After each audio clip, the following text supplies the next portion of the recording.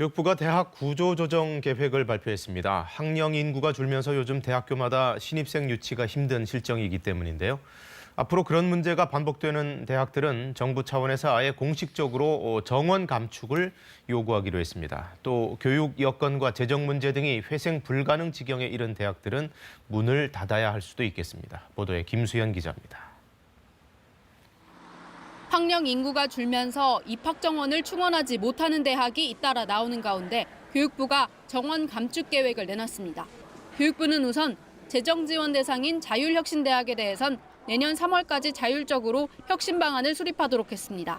아울러 전국을 5개 권역으로 나눠 권역별 기준 유지 충원율에 따라 정원 감축을 요구하기로 했습니다. 유지 충원율은 대학이 재정 지원을 받기 위해 일정 수준으로 유지해야 하는 신입생과 재학생의 충원율을 뜻합니다. 이 기준 유지 충원율을 충족하지 못한 대학에 대해서는 정원 감축을 요구할 계획인데 정원 감축 권고 비율은 권역별로 30에서 50%가 될 것으로 교육부는 추정했습니다.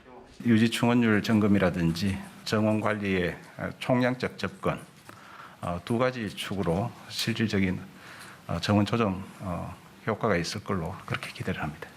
또 학생 충원율과 교육 여건, 임금 체불 규모 등을 분석해 위험도가 높은 대학은 한 개 대학으로 지정하고 집중 관리에 나서기로 했습니다.